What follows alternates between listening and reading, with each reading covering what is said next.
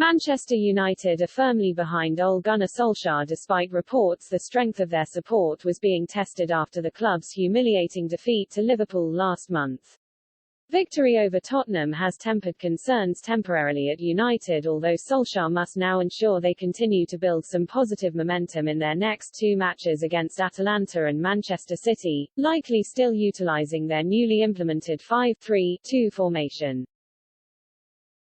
Events elsewhere, however, may be cause for concern among the Red Devils hierarchy, with Antonio Conte poised to become Tottenham's new manager. The Italian is one of the very best coaches in world football and had been linked with the United job himself after the loss to Liverpool, after which it was suggested Joel Glazer could pull the trigger on Solskjaer. The talk was that Conte, who usually prefers to wait until the end of a season to take up a new role, would be willing to take over at Old Trafford immediately given the resources he would have available to him. Instead, it is the Tottenham Hotspur Stadium dugout that he will be patrolling next after Solskjaer's United sunk Spurs, and ended Nuno Espirito Santos' reign in the process, with a 3-0 win in North London on Saturday evening.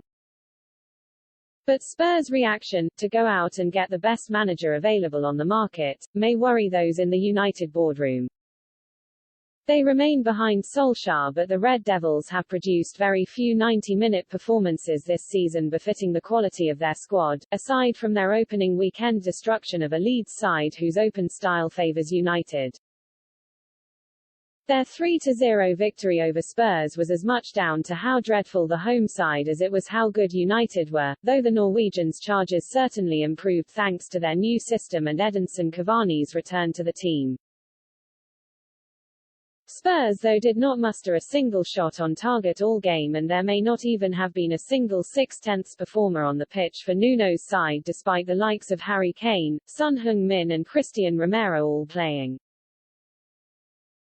Yet in Conte, Spurs are appointing arguably the best short-term manager in the game.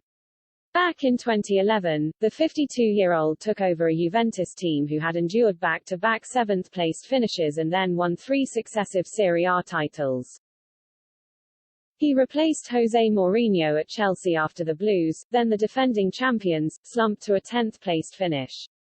But Conte immediately got the team back to their best and they romped to a title in his debut 2016-17 campaign, winning 93 points.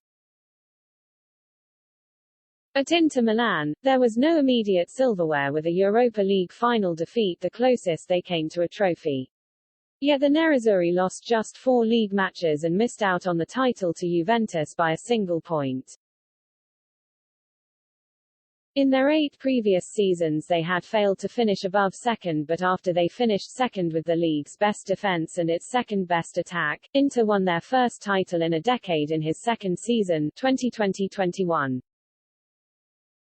He now inherits a Spurs side who certainly will not win the league this season given they trail his former club Chelsea by 10 points after just 10 matches and have nowhere near the quality of squad that Chelsea, City and Liverpool have. Yet they are only 5 points adrift of the in-form West Ham in 4th, and that is having played 3 of the 4 pre-season title favourites in City, Chelsea and United, although all 3 were on home soil.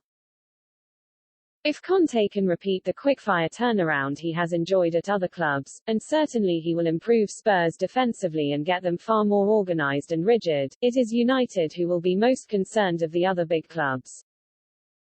Chelsea, Liverpool and City all seem assured of top 4 finishes this season, although Pep Guardiola's citizens slipped to defeat at home to Crystal Palace at the weekend.